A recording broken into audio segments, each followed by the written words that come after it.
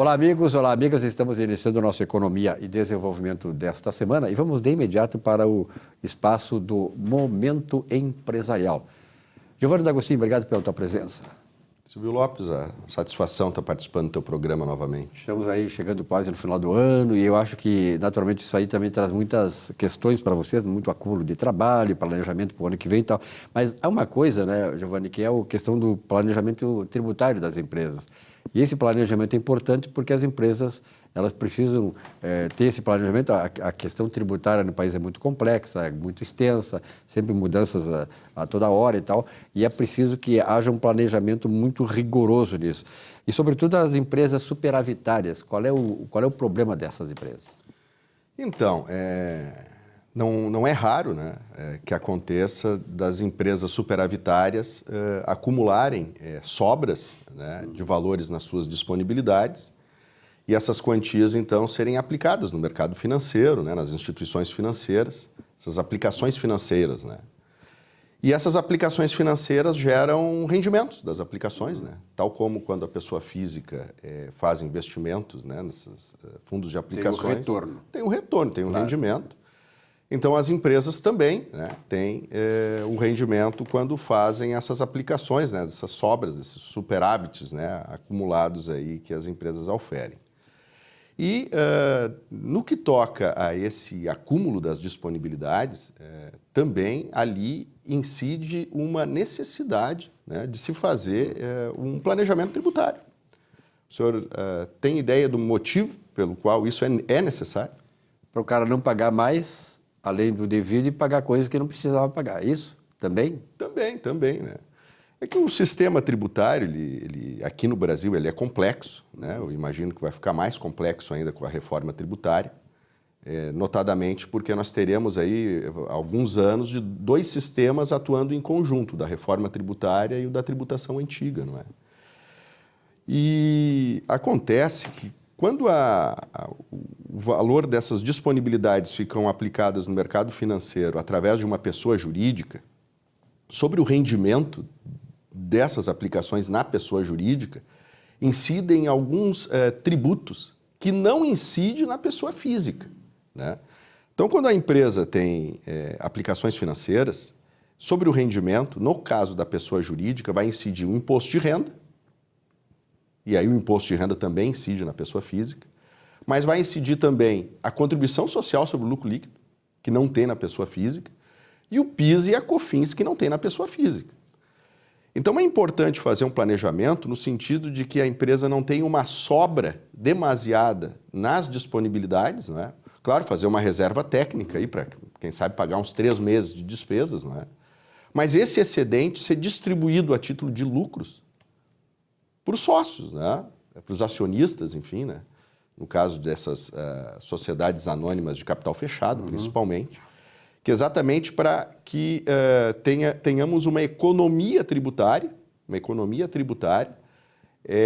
transferindo esse excesso de disponibilidades da pessoa jurídica para a pessoa física, né? Então, assim, evitaríamos, transferindo para a pessoa física, né, evitaríamos a contribuição social sobre o lucro líquido, o PIS e a COFINS, né?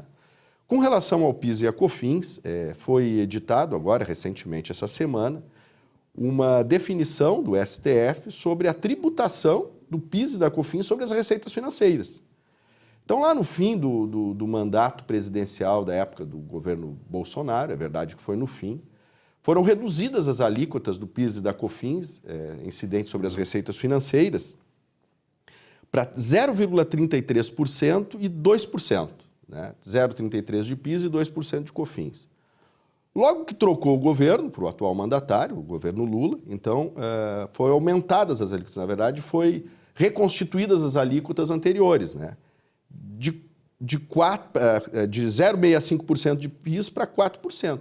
Isso foi parar no judiciário, né? Porque, em tese, teria que ter um período aí de 90 dias, né? A questão da anualidade, né? Para aumentar a tributação.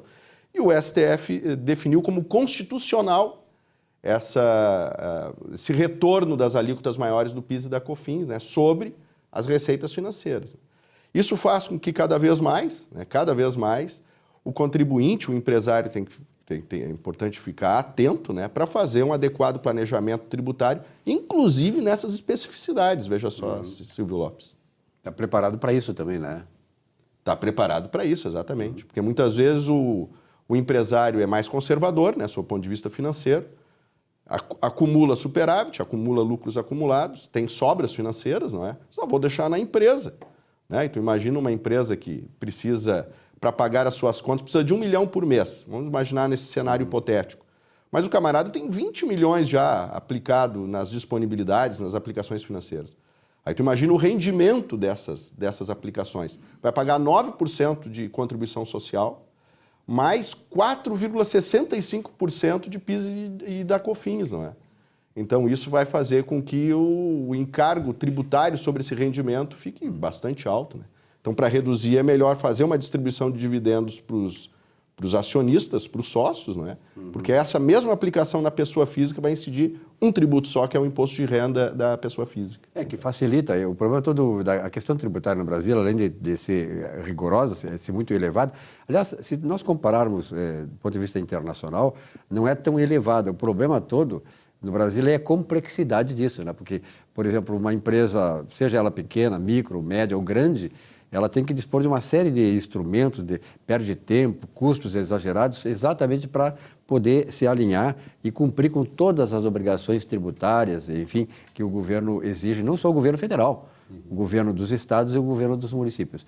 Enfim, isso é uma coisa que se aplica a todas as empresas, seja o tamanho que forem. Não, isso é para as empresas que tributam pelo lucro real, né, e pelo lucro presumido, né? Porque quando a empresa está no simples, o rendimento de aplicação financeira ele é muito semelhante à tributação da pessoa física, né? Seria mais fácil também, né? Mais fácil também, né? Não digo que seria mais fácil, mas mais automático, assim é. Não, as empresas que tributam pelo simples, é que na grande verdade o planejamento ele tem que existir sempre, né?